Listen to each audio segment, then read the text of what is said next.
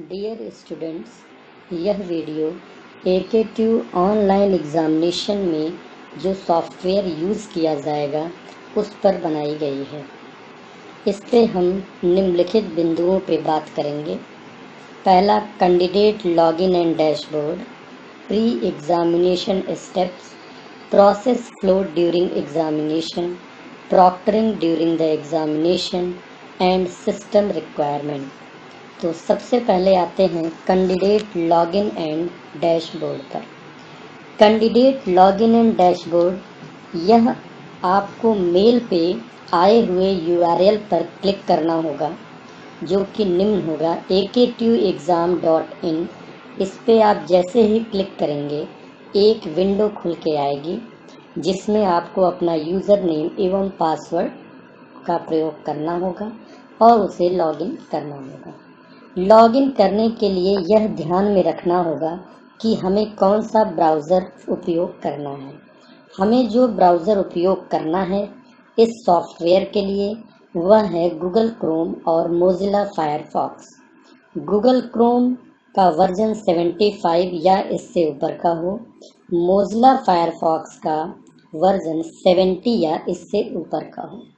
इस बात को ध्यान रखिएगा कि सफारी ब्राउज़र इस एग्ज़ाम में प्रयुक्त नहीं किया जाएगा। लॉगिन करने के पश्चात रजिस्ट्रेशन फॉर्म खुलेगा जिसमें कि छात्र अपने roll number, mobile number, email ID, विषय कोड और नाम जैसे विवरणों की जांच कर सकेंगे। यदि उपरोक्त विवरण सही है तो हम नेक्स्ट फेस ट्रेनिंग और मॉक टेस्ट के लिए आगे जाएंगे। अगर कुछ भी अनमैच्ड होता है तो हम पुनः erp.aktu.ac.in पर जा सकते हैं और बदलाव कर सकते हैं। उक्त परिवर्तन इस रजिस्ट्रेशन पोर्टल पर 48 आवर्स में प्रदर्शित होंगे। इसके बाद पुनः हमको लॉगिन करना होगा फेस ट्रेनिंग के लिए सेम क्रेडेंशियल पर। उम्मीदवार को समान क्रेडेंशियल का उपयोग करके पुनः लॉगिन करना होगा जिससे वह अपने फेस ट्रेन में लॉगिन कर सकता है। फेस ट्रेन में software automatically front cam on होगा जिससे कि वो आपका प्रेजेंट का फोटो लेगा और उसे मैच कराएगा। जैसे ही यह प्रोसेस कंप्लीट होगा एक मैसेज आपको मिल जाएगा, your face training is complete, kindly login again. तो हम फिर से लॉगिन करेंगे। जैसे ही हम पुनः लॉगिन करेंगे तो छात्र निर्धारित परीक्षाओं को देख सकेंगे। छात्र को पूरी परीक्षा जो है करने के लिए सिर्फ एक ही प्रयास है, परीक्षा चयन पृष्ठ को ध्यान से पढ़ना होगा। जो भी उसमें बातें लिखी होंगी उन निर्देशों का पालन करना होगा। तत्पश्चात हमें एक सिस्टम एनवायरनमेंट चेक मिलेगा जिसमें कि 4 बॉक्स होंगे।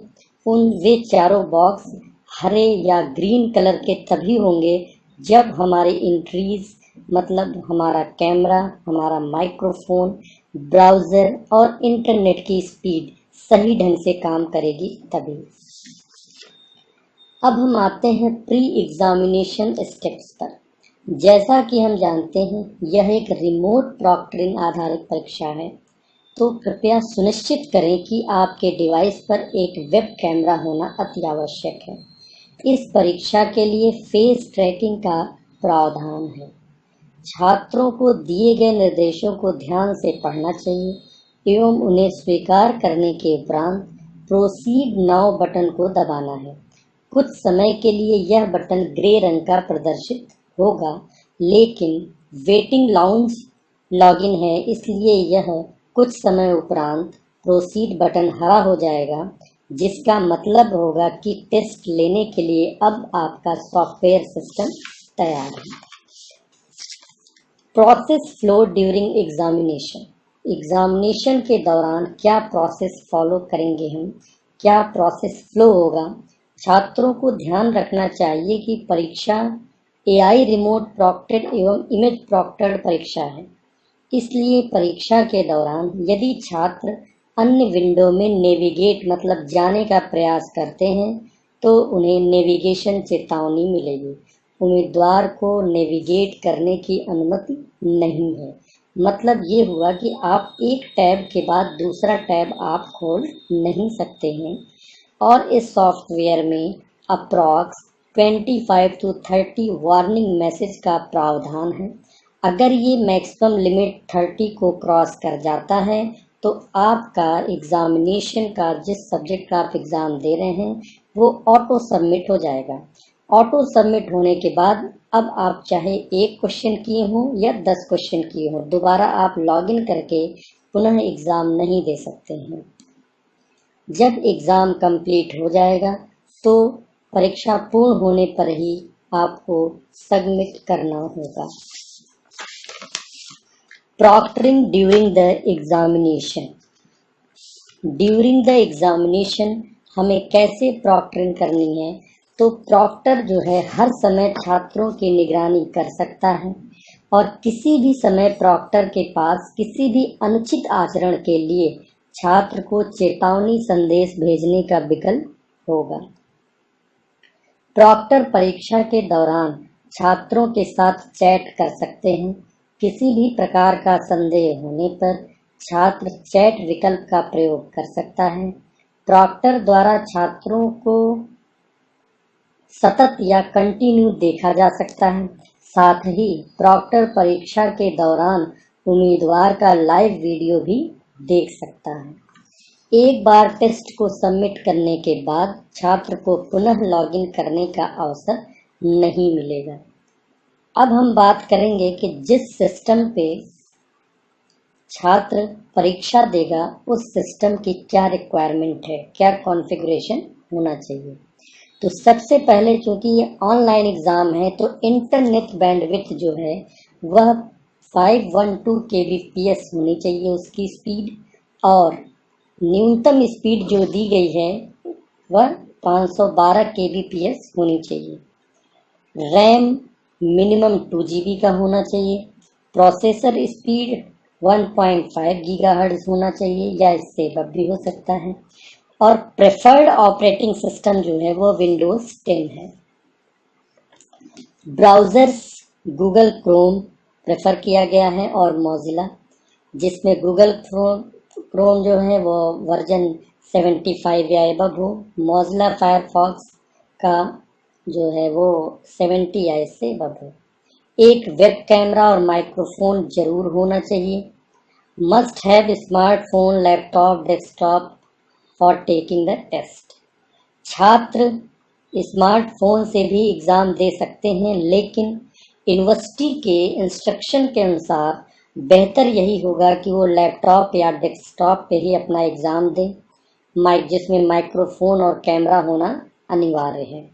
इसका कारण यह है कि अगर छात्र स्मार्टफोन से एग्ज़ाम दे रहा है तो स्मार्टफोन में बहुत सारे मैसेजिंग के ऐप्स होते हैं जैसे हैंगआउट, इंस्टाग्राम, व्हाट्सएप, अदर्स बहुत सारे ऐप होते हैं जिनके नोटिफिकेशंस नेट ऑन होने पे कंटिन्यूअसली आते रहते हैं।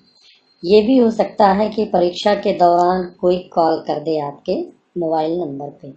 तो इससे क्या नुकसान है आपको कि जो वार्निंग मैसेजेस की एक लिमिटेशन जो दी जाएगी मे बी 30, तो वो जो 30 है वो धीरे धीरे कम होने लगेगा। अगर 4 नोटिफिकेशन आए तो आपके 4 वार्निंग मैसेज कम हो गए तुरंत। अब क्या हुआ कि आपके पास सिर्फ 26 बचेगा और ड्यूरेशन टोटल आपके पास कितनी है, 1.5 घंटे की है। तो यह बेटर है कि हम स्मार्टफोन के अलावा लैपटॉप या डेस्कटॉप पे अपना एग्ज़ाम दें। अगर परीक्षा के दौरान आपका इंटरनेट बंद हो जाता है तो आपको हेल्प सेंटर में तत्काल कॉल करना चाहिए और अपनी विंडो को नहीं बंद करना है।